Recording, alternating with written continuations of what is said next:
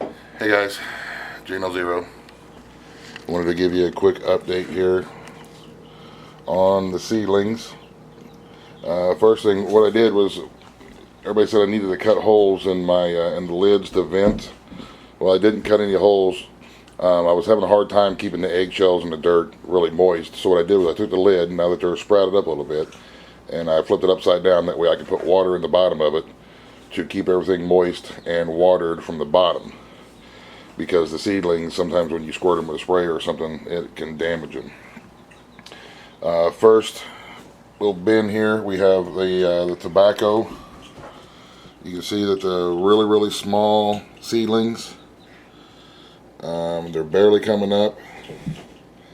It has been cold and cloudy here pretty much since I planted these. I think these are a little over a week or so old on the sprouts. Today is, well, I don't know what day it is, but it's about a week or so, a little over a week, maybe 9 days.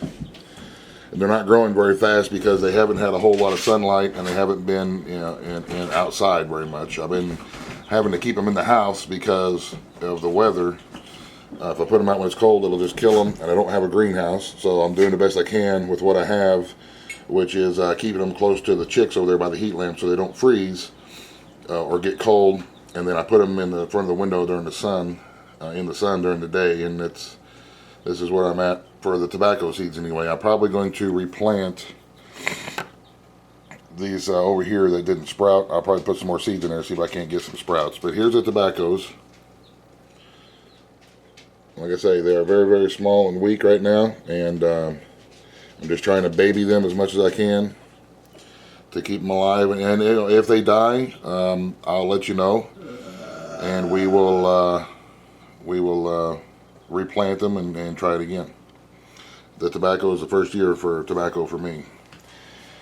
Now over here in the next cake tray is where I've got some tomatoes and some peppers in this one here. And these have sprouted pretty good. Like I say, they're all really short and weak still because of the weather situation. And but most of them have sprouted. Some of them have died. I can get a better light on this. Some of them have died, but it's going to happen. It's going to happen. Sometimes they're going to die. Sometimes you get like me and you get anxious and you start them too soon and you can't put them outside when it's still cold. And this is what happens. Is they'll die and they'll be really small and really weak. But what I'm going to be doing here today is see some of these right here where there's big clumps. I'm going to take and pull some of these out that aren't real strong of this group here. That'll leave me with one plant versus a whole clump of a bunch of little ones. And I'll just take my tweezers and get a hold of one of those little seedlings and just pull him straight out. Oh, I don't think that was in the camera. All right, hang on a minute. Let me try that again. So this right here is going to be the one that I keep. This looks to me like it's the biggest and the strongest. Maybe this one here. So what I'm going to do is I definitely don't want that one. So I'll just reach in with my tweezers and just pluck him right out. And I'm going to go through and do that with all of these. That way I can make sure that I have just one little plant in each one of these little cartons.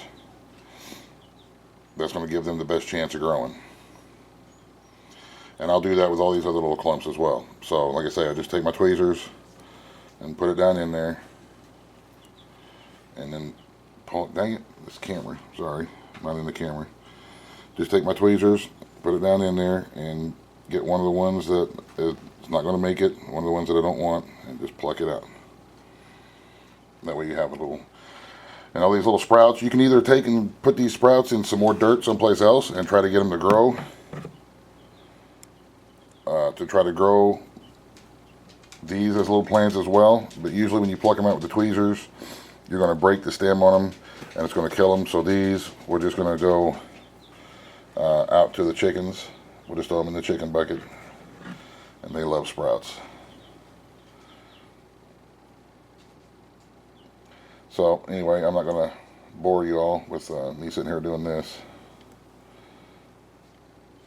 Pulling out the sprouts. And then in the last bin over here, well, I've got one more other than this one, but it's not sprouted anything yet. I just planted it a couple days ago. Here I've got this box here has got some seeds that were sent to me, tomatoes and peppers and stuff like that by Raced 88, and they're sprouting. Some of them some of them are dying here because I haven't been able to take care of them properly. This one here is going to die. Some of them are already dead and down, and that's just because I haven't been able to get them outside. They've been stuck in the house, and I will have to replant some of these unless I can save them. Like I say, I'll keep you updated, but the majority of these 2 rows here have died. This outer row here looks like I'm going to be able to save it. I'm going to be able to save this one, and this next 2 rows here are butternut squash that my buddy Born Randy sent to me from Iowa, and they are doing good. They're sprouting, they're doing good, and they're looking strong. And see, there's one of the squash right there, but it's got still got the seed case on it. So, and like I say, whichever ones that don't make it, I will replant, and I'll do the same thing in this bin as I did in the other ones. I will go through and try to save the strongest looking, biggest looking seedling so that it gets all of the nutrients and it gets the best start and the best chance of becoming a good plant. So that's what I'm going to be doing.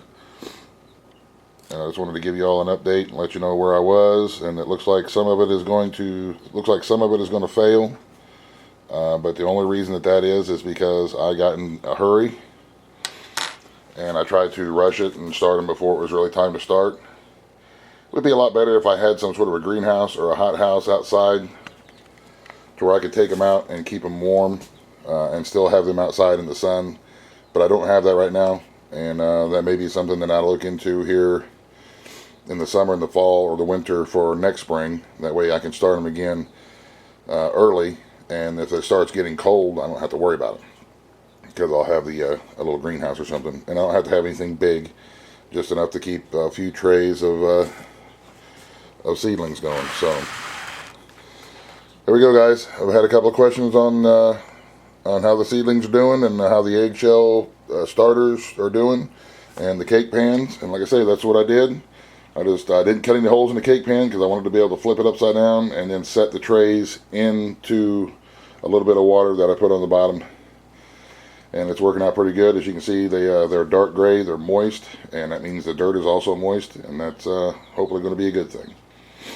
So, alright you guys, thanks for watching. Have a great day. God bless in the end. Buzz, buzz, the end.